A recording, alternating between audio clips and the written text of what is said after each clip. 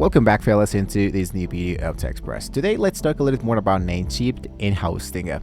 So, first of all, you wanted a website, right? You don't want to pay $20 a month for it, so you have narrowed it down to this too.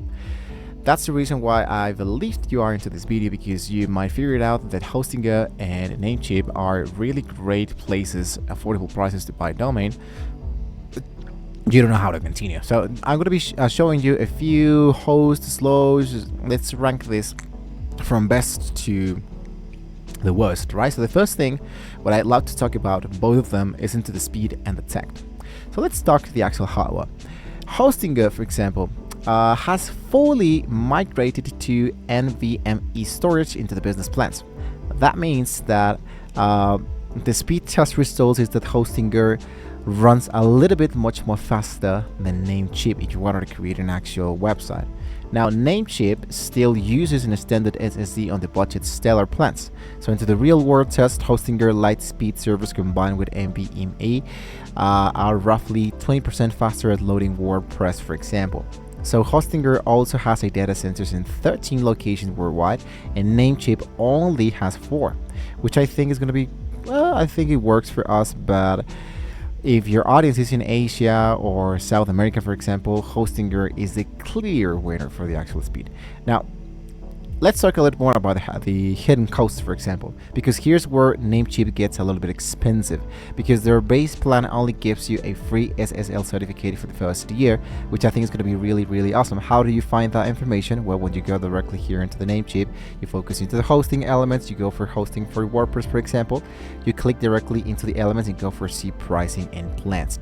And you might be finding out that after the free certificates, after you have paid rough $9, for example, dollars per year, Hostinger gives you unlimited lifetime SSL and to all your plans, and Namecheap doesn't. They have only one 3-month trial, which I don't think is like the best solution for it. So Hostinger includes daily backups on the business plan, and I believe their pricings are not that bad so far. Speaking about the web hosting, because this one actually the business plan counts at $4 per month, and then you have $19, right? And this one has an easy WP turbo, and it's exactly the same thing as I told you.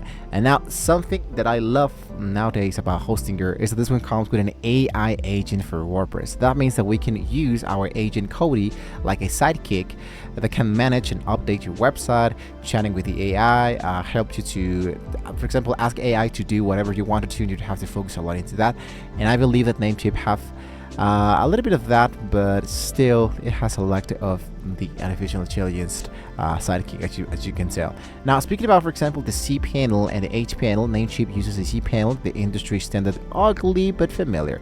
So easily to locate it, you can see all the elements directly to the left side, and directly here into Hostinger, the H panel, for example, uses the custom H panel, much cleaner, feels like a modern application, includes an AI website builder that can spin up a site in 60 seconds, and yeah, you have everything created under control in less than 60 seconds. So speaking about the actual pricing, I can be telling you guys that Hostinger lets you locked into their low rate for 48 months. Namecheap caps the promo at 24 months. So this means your price doubles much sooner. So if you're building a long-term blog or portfolio, Hostinger actually costs less over 4 years.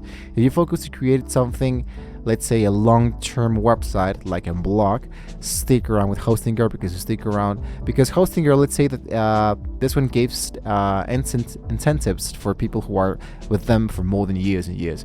So my final verdict is that you wanted to focus yes with Hostinger.